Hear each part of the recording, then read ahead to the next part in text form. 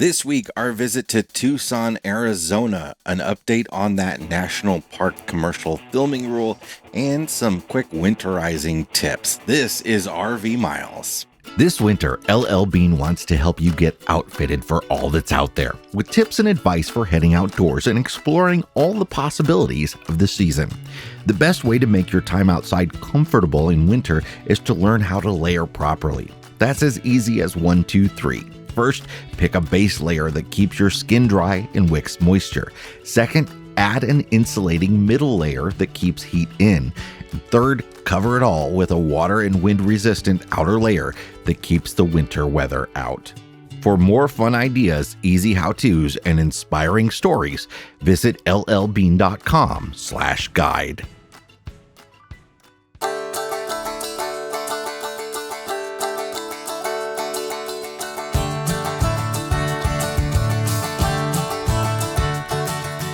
Welcome to episode 257 of RV Miles. I'm Jason. And I'm Abby, and we are two full-time travelers who, along with our three boys, have been crisscrossing North America on one epic road trip since 2016.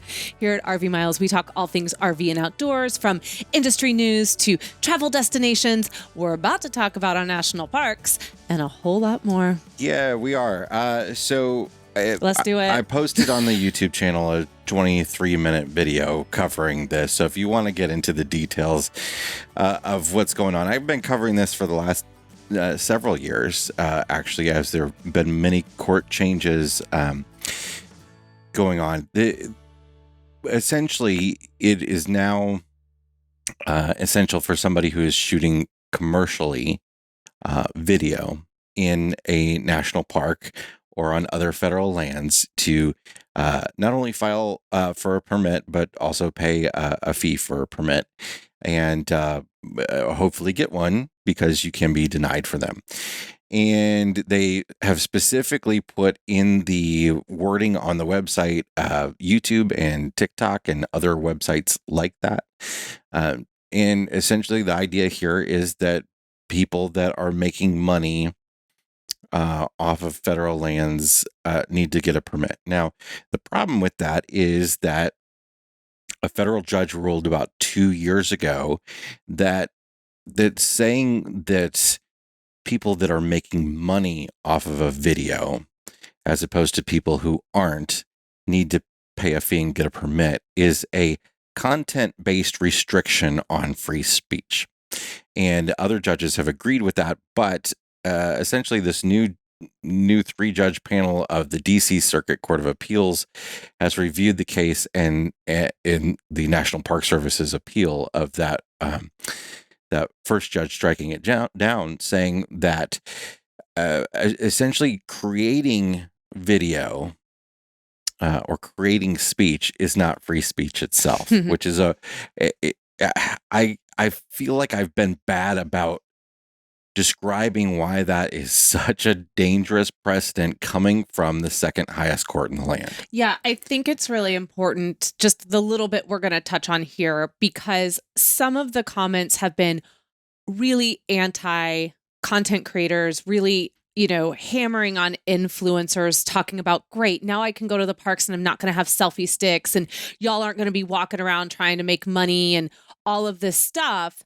And sure, we can talk about that, but I think it's really important that some of the points you made in the video about how this doesn't even apply to that, and how murky... It doesn't, because it doesn't apply to photos. So when people are talking about like Instagrammers with their selfie sticks, well, it doesn't apply to photography. Right. It doesn't apply to anybody that's non-commercial, which is a heck of a lot of people on TikTok, YouTube, Facebook, etc. Well, can we talk about too how this opens a door as well to the platforms themselves? So you might say, well, you're monetizing and you're making money off of this. Do you understand that anytime you, a non-commercial, with my air quotes, put something up on Facebook, Instagram, TikTok, YouTube, you are providing content for that platform to make money off of you. So they still YouTube sell the is ads. making content. Yeah. Right. So you are essentially making content for YouTube, but because the way this is written right now, there's no clarification there. So when does it stop? When do they come and say, Well, you're going to post this on YouTube? Nope, you can't do that. Everyone wants to look at this influencer category, and goes well beyond that. It's news media, and freedom of the press is a very important piece of the Bill of Rights. The right? National Mall. What do you do if you're standing on the National Mall? It goes way beyond. It goes way beyond Yellowstone and Yosemite. There are many National Park Service sites. The White House grounds are a National Park Service site, right? So what if I'm going to a protest, or I'm going to an event or a rally that is being held on the National Mall, and I follow all of the guidelines and I file for a permit? I pay the ridiculous $150 fee to apply, and then the $150 I think you're supposed to pay per day that you will be filming. And because of the, let's say the potential inflammatory content of the rally or politically charged event, who is to say at the National Park Service that they can't go, no, we don't want that content. We don't want you filming what's happening there. The biggest problem I have with it is that the permit process requires that the National Park Service reviews your permit for the content of what you are creating. It's not just commercial or non. If you're commercial, they're saying, well, if it doesn't align with our values, whatever those might be, and you they can't will record. always change. So, let me give you a really good example of this. So, the YouTube channel Park Junkie, he was in Yellowstone National Park when all that flooding took place. Mm-hmm. I think maybe work camping there or something, because he was there for the entire portion of it, right? So he was giving daily updates from the ground on what was going on with the Yellowstone closures and what was actually happening, what was destroyed, what was not.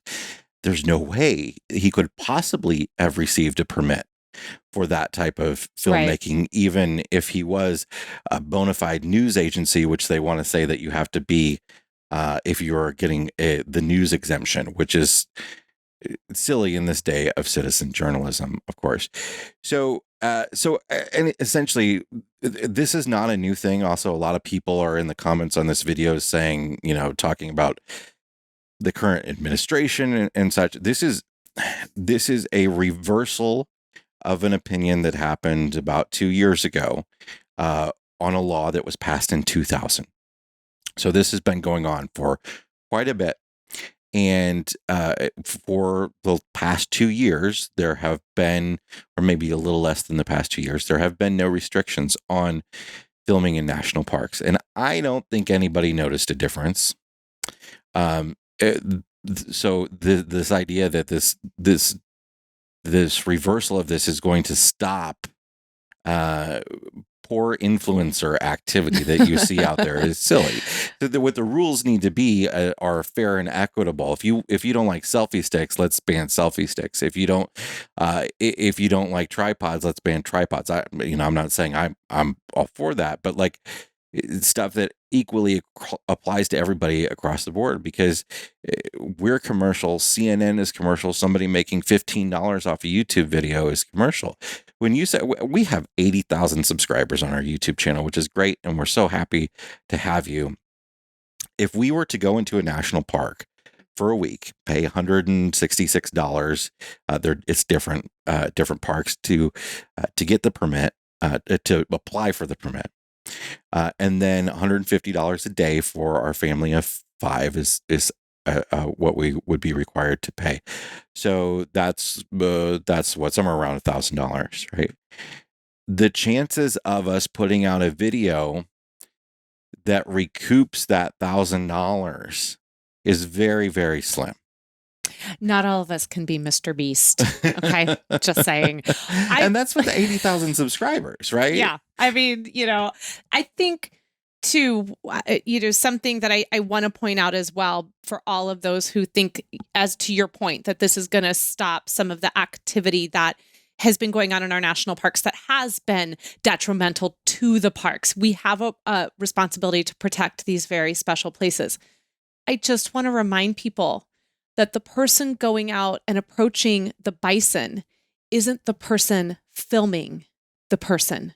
They're not like, do you understand what I'm saying? So the person who's going and doing the action, who is walking towards that bison, who is stepping out into this fragile land in Yellowstone, they're not holding their camera. 90% of the time, they're not. If they are, there are other laws against that apply fair and equitably to everybody. Right. The woman golfing in Grand Canyon, she, was awful, and she got caught because she posted it on social media. She never would have gotten caught had she not posted it on social media. Yeah. So she could have just gone because she didn't get a permit. And she's like, well, I can't film anymore. It's illegal. But I'm still going to go do this. Yeah. I'm still going to walk up to the bison, but no one's going to catch me. No one's going to see me doing it because everyone else standing around can no longer film, because if they put it up, then they run the risk of being caught. They run the risk of being fined.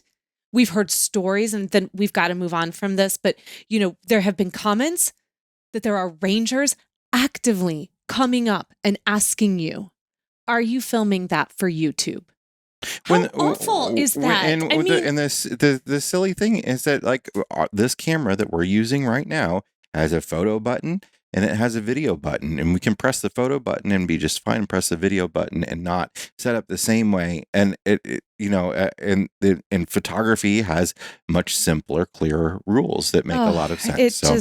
All of this is anyway. It's a slippery if slope. you want to get more into it, check out the video that we posted on the RV Miles YouTube channel. We also want to remind people about some quick winterizing things. This is the time of year. A lot of you have already done it, where a lot of folks are winterizing, whether you're continuing to camp or not, or you're putting your RV away for the winter. Want to remind you quick that you should winterize, especially if you are a new RV owner and you've never done this before. Winterizing essentially means winterizing your water system, getting all the water out and replacing it with. We prefer to replace it with antifreeze. You can go the route of blowing all the lines out with compressed air. I prefer using the antifreeze. Some people say, oh, well, just use both. I don't see the benefit of doing both. I feel like the antifreeze gets everything out of the system. So I don't know what the compressed air did for me. But couple quick things, though, about winterizing. Don't forget your ice makers.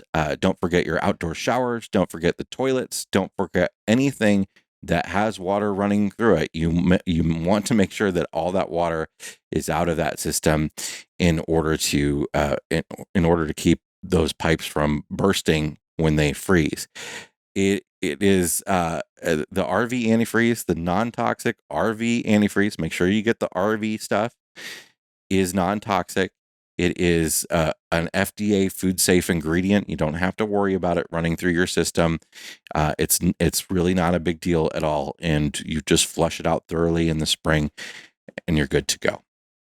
Also, if you're putting your RV in storage for the winter and the batteries will not be charged, you want to pull the batteries out and put them on a trickle charger over the course of the winter.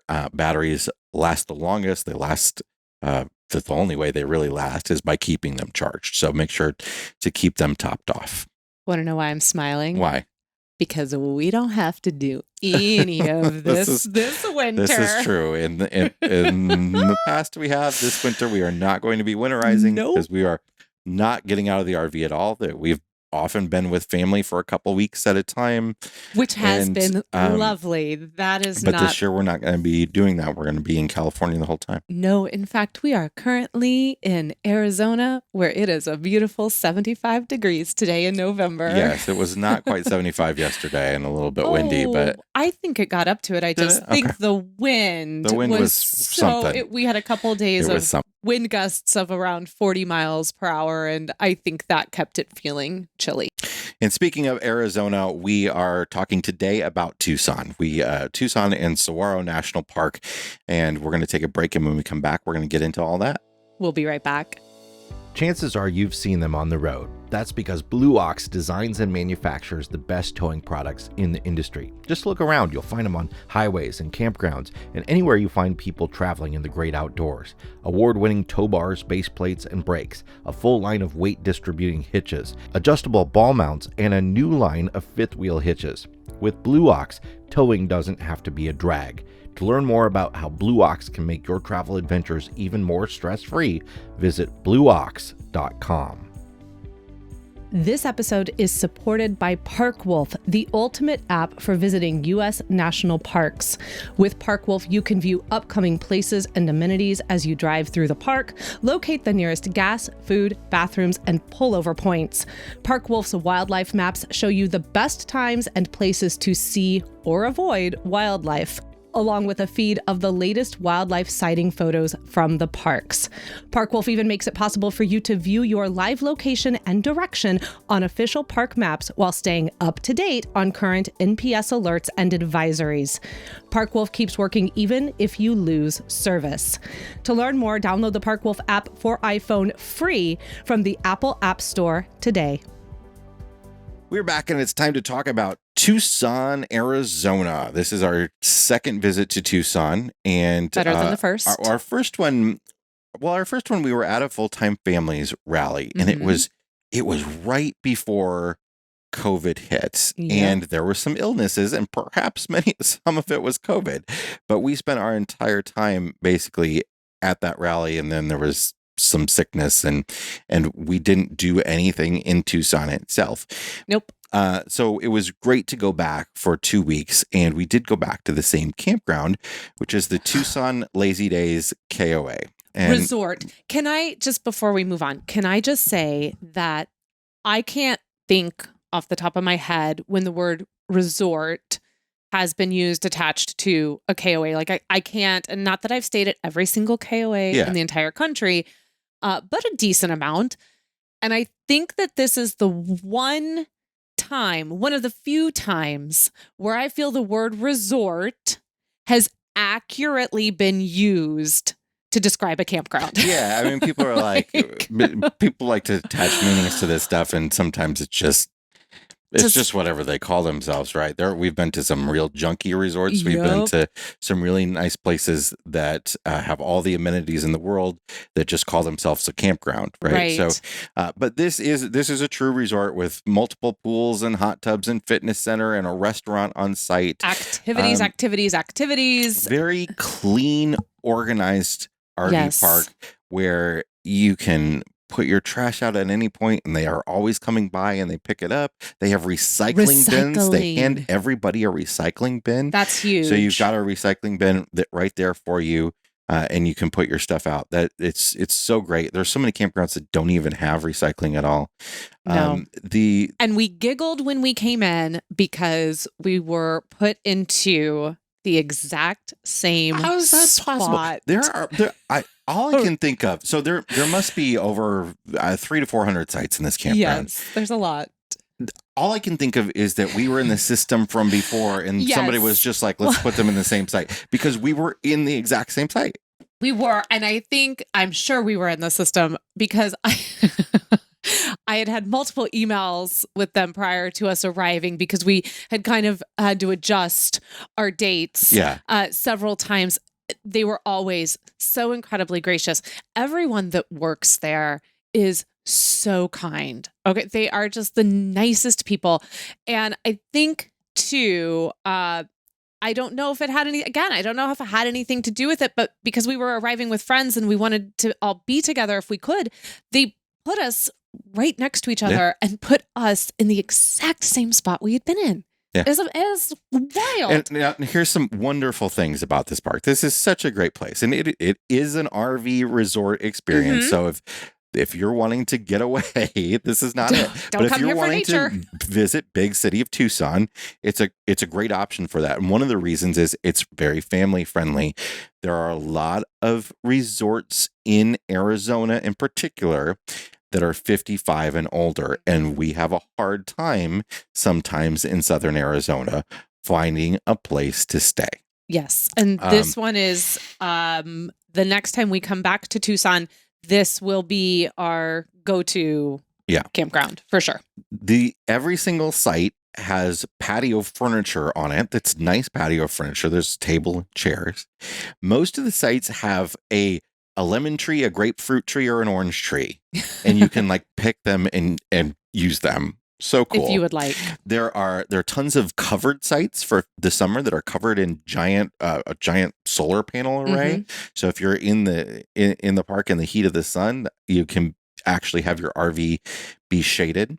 There are lots of premium sites that have an outdoor, not an outdoor fireplace, so not necessarily like a fire pit, but like an actual fireplace with a chimney. There are lots of pet-friendly sites that have a fenced-in area for your pet. And there are some sites that have like a balcony, like a walk-up sort of, so you're shaded underneath, and then you can walk up and have a view over the campground. They also have cabins available. And then I did notice that they have a couple of their own RVs that you can rent. So this is a really great location for RVers and full-timers to say to their family, hey, come here, let's meet, let's have a family vacation together, because there are so many options for your non-RVer family. Like for us, wow, wouldn't this be a really great location to bring your dad and Tammy or my parents and have them come? And it's 10 minutes from the airport. So you flew out to Chicago from here, and it was so easy to do. So easy. But between all of the different like amenities when it comes to staying at the resort, and then the fact that you've got hot tubs and pools and game rooms and pickleball and beautiful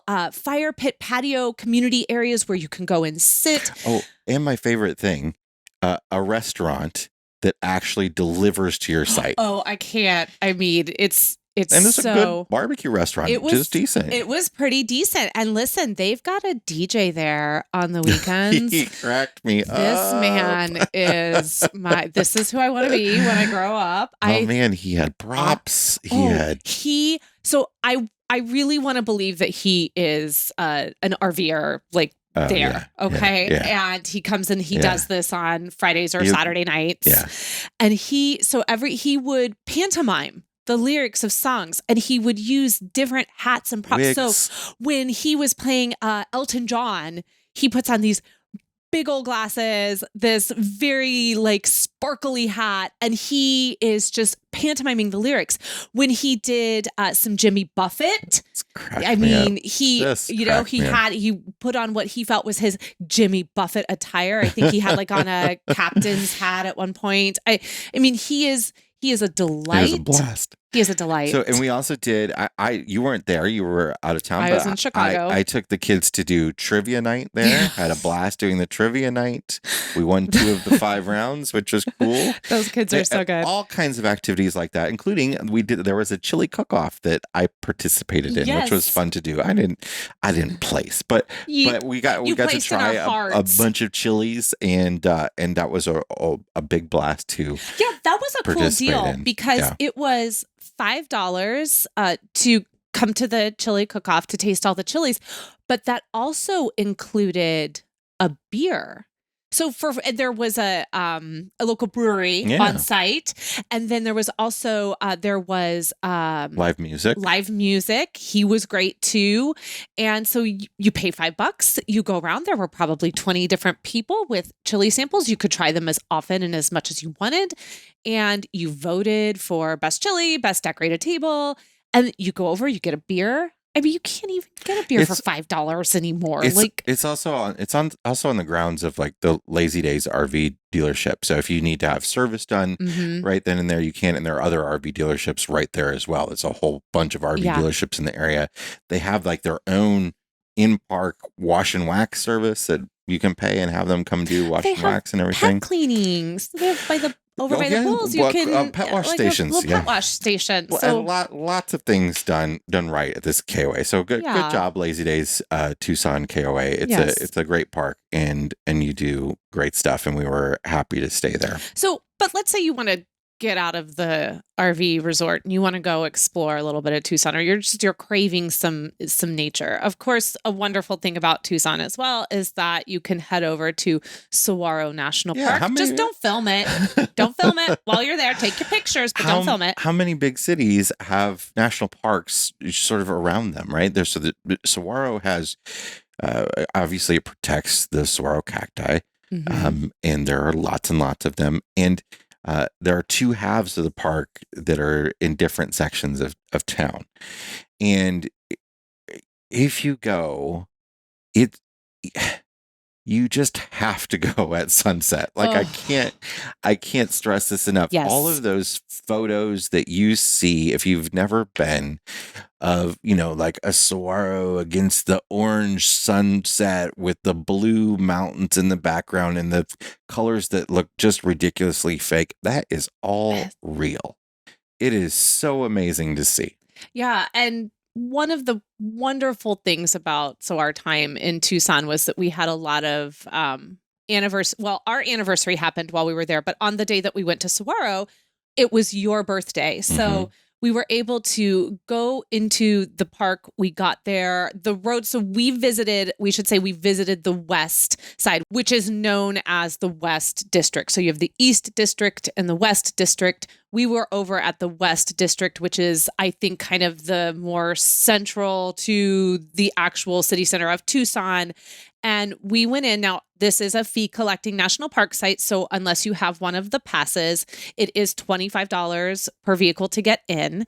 And we went in close to sunset and did I'm going to say the name wrong. So maybe I'm going to just send this over to you. Why don't you say that name? I would say it's Bajada Loop Drive. Okay, Bajada. I'm sure if we say it wrong, someone will let us know. This is sort of a gravel and dirt route that is doable in virtually any car. It's bumpy in spots and stuff, but it's not super off-roady by any means. No, it's 6 miles. It's a 6-mile loop, and it offers, especially at sunset, some pretty spectacular views of the saguaro and of the park. And on that particular day, that happened to also be a full moon. And it was rising over the mountains as the sun was setting. And it was so magical. In fact, I think it was it the day, was the eclipse the next day? It was. Because then I got some good photos of the eclipse from the campsite the next day, I think. I think it was Monday actually going into Tuesday. Okay. Yeah. And it was truly, we had just the best time on this drive. There are plenty of really beautiful hikes. We only got to have one day in Saguaro with the way our schedule was, with Henry and I having to go to Chicago, and also anniversaries and Halloween and all that we had going on.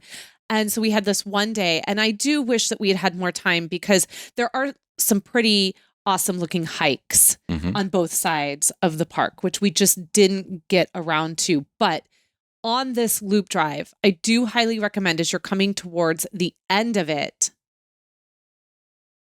making sure that you stop at the Signal Hill picnic area, because there are petroglyphs there. Awesome place for a picnic if you're going to have one, first of all. And there's a very short, 1/4-mile trail that comes off of the picnic area that's just going to hike up. It's not difficult. You're just going to go up to the top of a hill, and there are petroglyphs up there, and it's really cool. If I were to do this again, this would be a great place to take an evening picnic. The loop drive does close at dusk, so you have to be off of it. So as soon as the sun goes down, you kind of have to leave. So it would be great to get there to this area, great spot to view the sunset. Get there a little bit before, have your picnic dinner, and then make your way out at the end of it. Yeah, absolutely. It's a really gem of a park, just stuck right there in the city. So it kind of touches on, what we love a lot, is being able to have that nature outdoor hiking experience, and then also get to go in and go to REI, go to the mall, go to Barnes and Noble, go to Costco and Target and all the things that we like to do and get caught up on, which you can do when you are in Tucson, and which we did do. Yeah, especially because this was Halloween. So Mhm. we got to trick or treat with the kids. Now that Ooh, we were in trouble though. well, we made a bit of a mistake. Not really. Halloween was a Monday, right? Yes.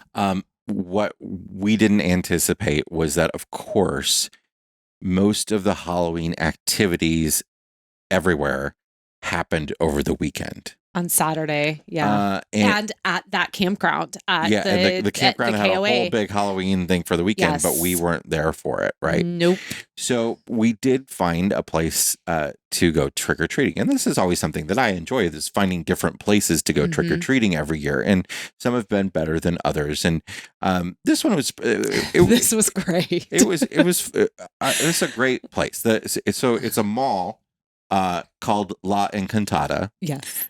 It's an outdoor mall, and it has sort of like a good mix of stores, lots of high-end stores. There's an Apple store, lots of good restaurants and places There's for an treats. anthropology. There's so the kids are trick-or-treating. All of them this year. You basically go around to the businesses and you collect candy from the businesses, right? So the kids all decided this year that they were going to do inflatable costumes. So two of them are the giant dinosaurs. The T-Rex. So the really popular T-Rex that you see, the brown one, the little hands, and it inflates and it's huge, and you don't think it's funny, like when you buy it, okay? Because first off, the price is not funny. But then you're like, they put this thing on and it is so hilarious.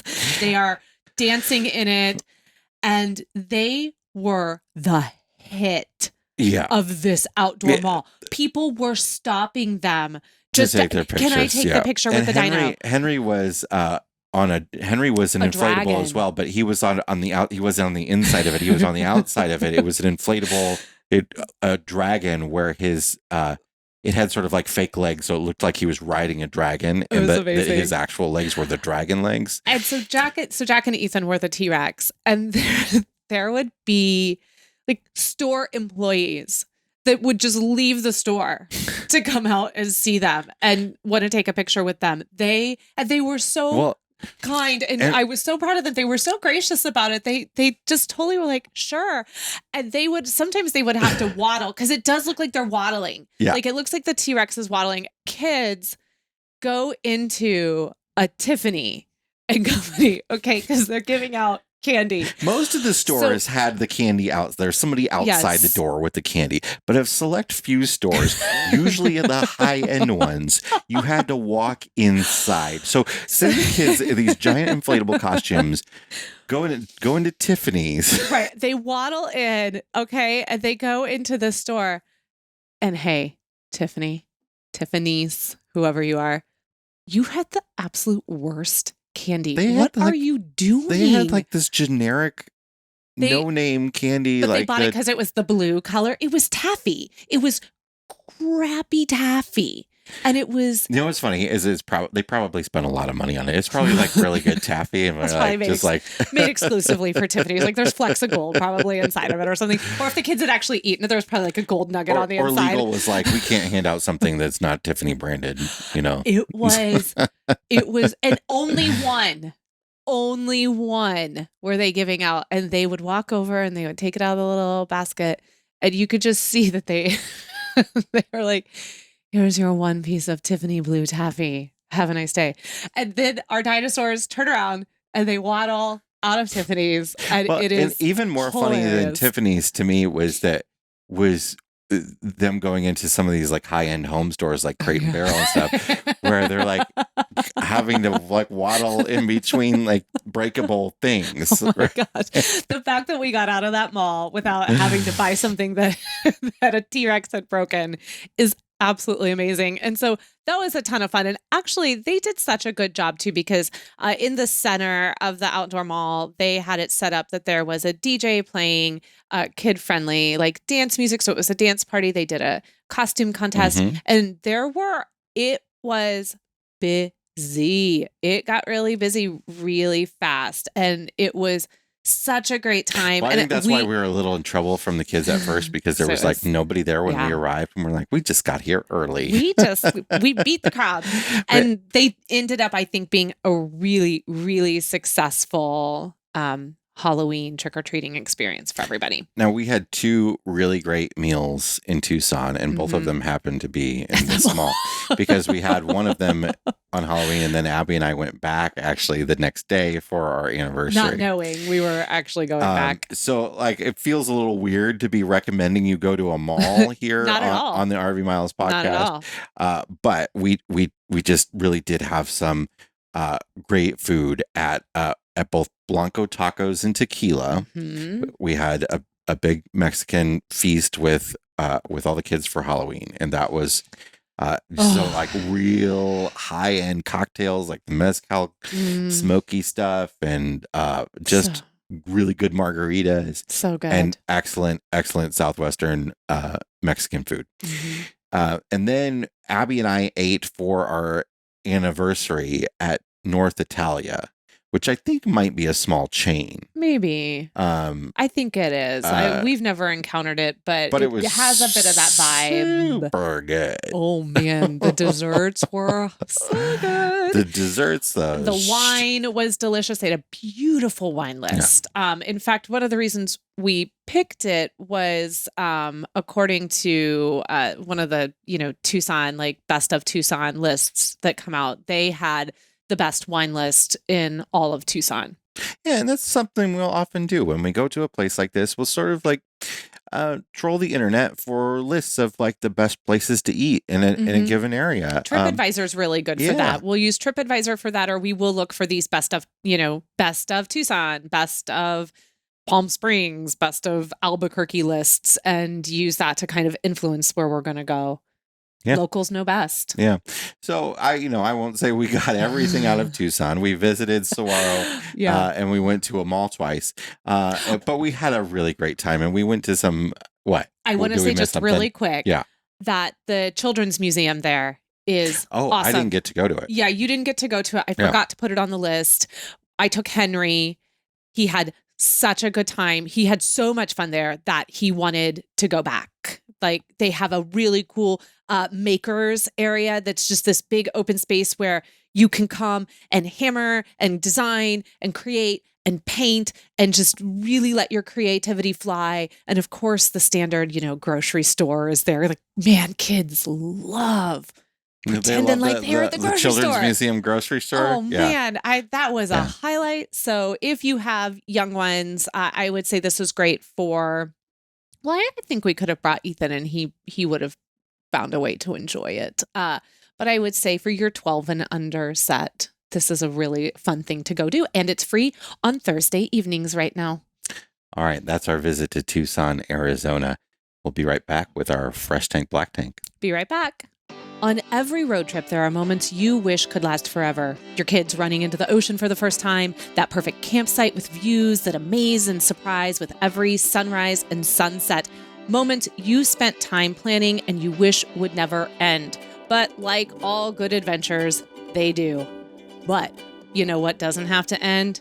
Your Road Pass Pro membership you used to plan that memory-making vacation. Grab your Road Pass Pro membership today and lock in the $49.99 price for life. This is the last price lock Road Pass will ever feature, so get it now before it's gone. Road Pass Pro has some of our favorite trip planning sites like Campendium and Road Trippers and the Togo RV app. Now, normally I tell you to use RV Miles 10X to get $10 off, but starting November 23rd, 2022, you can use code RVMiles25X, that's all one word, to get $25 off.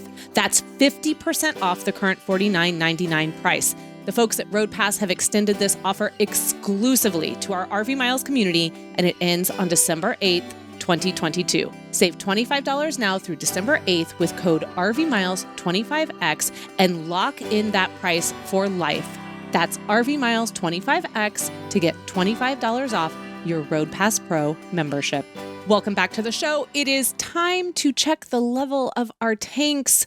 Mr. Jason, What is in your black tank this week? Every now and then I get reminded of why we RV travel. And one of those things is that has done it for me recently is booking air travel. The other night, Woof, woof. I was trying to find a flight because I need to go back to Elkhart, Indiana in December. And my gosh, we were flying out of the LA area.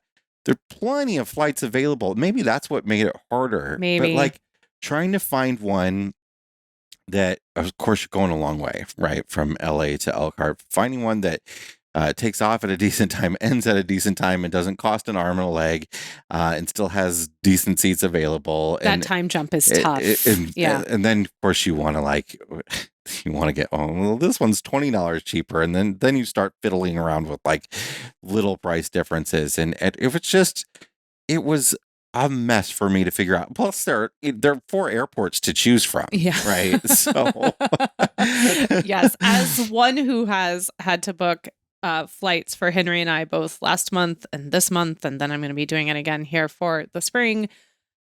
Oh, it is tough. And well, you go on like Kayak and you get all the flights that they list, and then you got to figure out how to cut the junk ones out. Well, you don't want to fly on Frontier I'm and not Spirit. flying Frontier or Spirit. I'm sorry. I'm not. I mean, actually, I will consider that if I can fly like in their upgraded seating in the front. Yeah, especially if it's direct. Because I don't fit on a Spirit. One time I sat on a Spirit airplane, and I was the only one in my row. My row was empty. Yeah. And it was still the most uncomfortable flight I've ever had because my legs just didn't fit at all. Yeah. At all. So, no, I don't particularly enjoy Spirit. Plus, then you've got to figure out things like, okay, now a lot of them charge extra. If you want to book those super discount airlines, they charge extra for baggage for your carry-on and even like backpacks now. So you have to you have to sort of figure that in when you're comparing the prices. And then we like to fly Southwest. So then we got to go to Southwest website because they're not on Kayak. And nope. It's just a mess. It's a bit of a mess. And I understand why we RV now. Yes, but so funny that's your black tank because they're actually going to be my fresh tank. Okay. We'll get to that in a second. What is in your fresh tank this week? My fresh tank is this cool thing that that's happening in Georgia, and it's across the country. I'm trying to pull up the article, of course, but it's not pulling up anyway. Well, for some reason, my name is at the end of this. Oh, man, that's why. I don't know. Let's try that again. There we go. So this is happening in Georgia, but there are other states that have been doing this, and they're working with a nonprofit. Essentially, what they're doing is providing all-terrain track wheelchairs for checkout, for borrowing, for mobility impaired visitors into state and national parks around the state.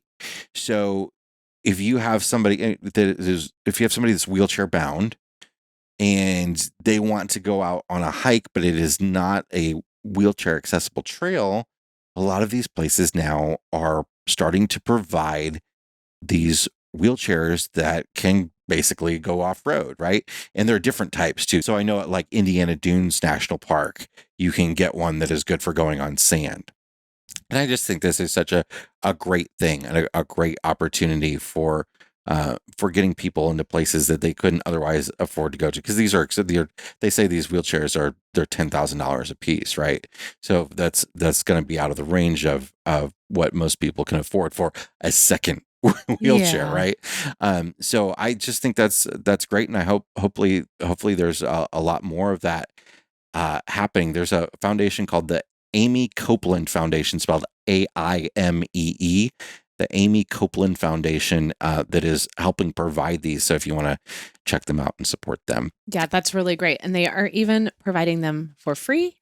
And all you need to do is just try to get a reservation. And that is super cool. All right. What is in your black tank this week, Abigail? So I am my black tank this week. I'm not going to lie. Yeah. It was fine. It's fine. It works out. It always does, but it's a little bit of a headache. We are currently at Cattail Cove State Park here near Lake Havasu. And we arrived on Sunday after a rather challenging or just long drive day. It was like 300 miles. And, just one of those that just felt just so long. And all you wanted to do was get to the campground. And we arrived after check-in. So they had a board as you're coming in that's like for late arrivals. And it's just like, welcome late arrivals. And we pull up and we see our friends, like our friends had gone on and we saw their name. And then I'm like, where's our name? Yeah. Why is our name not on this? Yeah. I booked this. I booked this weeks ago. And I'm like, oh my gosh, why isn't our name on here? I guess I booked it-ish. I must not have clicked on the final book it. Like, you want to book this now? Yes, I do. No, do you really want to book this now? Like now. And I guess I didn't click on now. And so we didn't have a reservation. And we arrive at 5:30. The office is closed. And at this point it's dark now. Like, it's getting dark by 5:15, 5:30. Yeah. Thankfully, they do have one night only first come first serve sites. And so it's not first come first serve sites. It's basically they go around. If the site's not booked for that night, they flip the sign to say you can stay in this site for one night. Okay. If you pay the pay box. So we thankfully snagged a site. We don't see that often. So luckily this was a place where they do that. We were so confused. They saved our butts big time. But we were very confused as can we stay here? Can we not? What's going on? Yeah. So we got into the site, and later that evening, after we had just got done arguing with each other trying to get into the site, because we at that point I think we don't argue a lot backing in, but by the time we were done backing in, we weren't talking to each other. We were like, it's just best if we don't talk to each other for a few minutes. Thankfully, though, it worked out that site ended up being available for the next 2 nights. So we were able to go online that night and book it. And then we have moved since then to another site because we needed 6 nights total. We have moved since then to another site, and tomorrow we will move one more time. So we had to jump around in order to make it work, but we were able to make it work and to be able to stay here. This is a really great state park, but it's not what we site hopping. So when we were in the bus, we did a lot of site hopping, and it was a lot easier. And the fifth wheel takes a little bit more time to site hop. It does. Because you got to hook up. You've got slides to bring in. You got to. When we say we got to bring all the slides in, people think, well, what's that take you 3 minutes? But there's so much involved in bringing 4 slides in. You've got to clean under them. You've got to move stuff out of the way. Yeah, if you want your floors to not have big scrapes. And as I look down at my floor, we got a lot of stuff in here. That's part of it. That's part of the problem. There's a lot of stuff. Yeah. So we were able to make it work, but just Black Tank to me, for whatever reason, not double checking that and confirming that we had that. But thankfully it did work out. And then I immediately went through and made sure that every other reservation we have coming up is one that I clicked now on. So there we go. All right, what's in your fresh tank? So my fresh tank is going to go. We're going to go back to talking about airline travel. So Henry and I were just in Chicago last week, and it was really quick turnaround. We weren't even there 48 hours. And I would like to give a big shout out to the flight attendants at Southwest Airlines for the flights that we had, because we had a lot of flying. It was a lot of flying. To fly out of Tucson, we had to connect in Vegas, and then Vegas took us direct to Chicago. That was painful. That was a really long travel day getting to Chicago. On the way back from Chicago, we flew into Denver, and then Denver to Tucson. It was a lot. And the flight attendants were just exceptional. Henry was suffering a little bit from nausea on one of the flights, and that has to do with a new medication that he's on. But we've been able, since being able to see the doctors, we've been able to adjust that. So he's better now. But he had a really rough go of it on the flight to Chicago. And, they did everything they could to make him comfortable. But I really just want to talk about the flight attendants on our flight from Denver to Tucson. We had a group of individuals that they were on their fourth leg for the day. Okay, this was their fourth flight. They did not have to be as chipper and as upbeat as they were. But we had a woman who made Henry laugh on a regular basis because she was singing. She was she would get up to do her, they do the safety spiel, and she started it off by saying, "I'm going to talk now, and I know none of you are going to listen, but I have to do it anyway." And she was just really funny.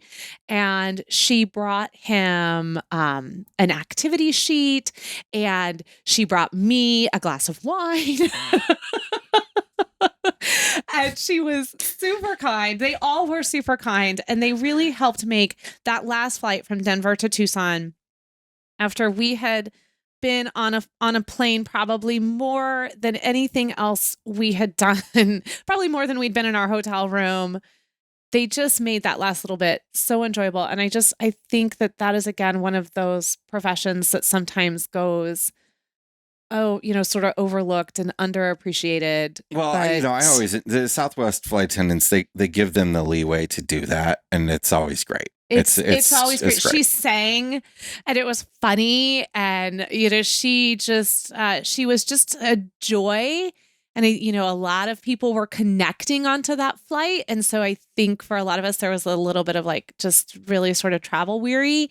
And I just want to say, if we have any flight attendants that listen, or any, if you know anyone that is one, they are just really, really can be really, really wonderful people that are doing a service that without them.